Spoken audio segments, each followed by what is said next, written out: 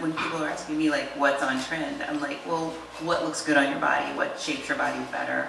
And some people are gonna dig all over like the bigger knits that are chunkier and looser, and they're probably gonna be a little bit slimmer, or they're gonna wear them a different way.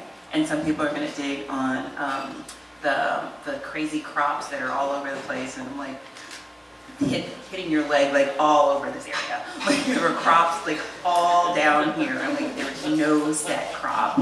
So like whatever looks good on your leg and how you want high you want to wear that heel, that's going to be the best crop for you.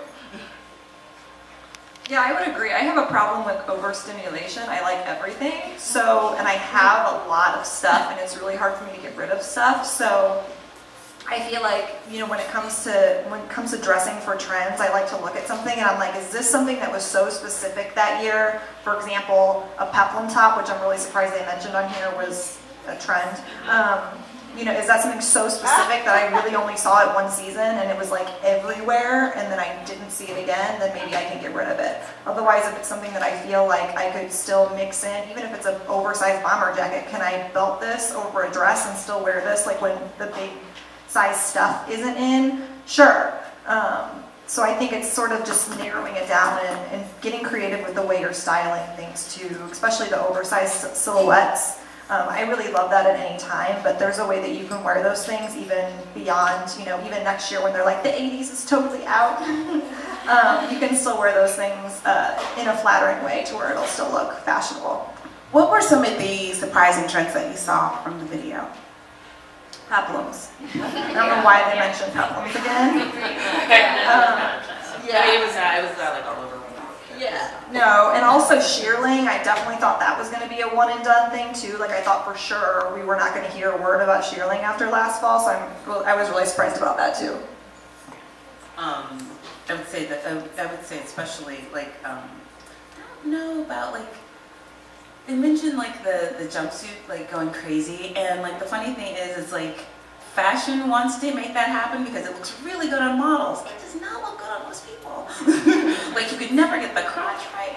It's like it's a hard thing to buy and to wear. I'm like trying to make that happen. So that was the one that annoys me, and especially like when it got into like the tuxedo ones, like Ralph Lauren had it, or somebody else had it.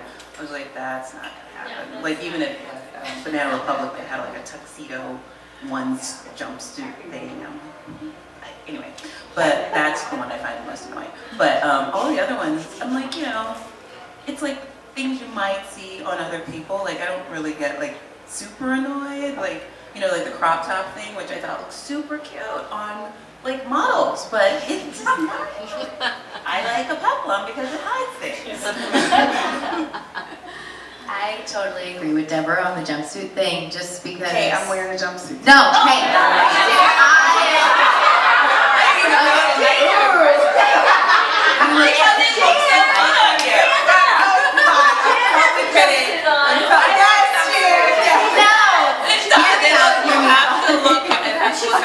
I love jumpsuits. I have more jumpsuits in my closet than I do dresses.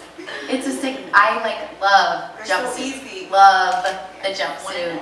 Love them. But I feel like they're in now. So I'm surprised that come fall that they're calling it a trend. That's what I'm saying. Christia. No, it's really good on you both. There's nothing new. I just like an easy time going to the bathroom. What are some of the trends that you see translating well in St. Louis? Well, I'm all over the boho train, obviously. What? The boho train. So, yes, I'm very excited about lots of things that were happening on there. And the fringe, I'm all over the fringe.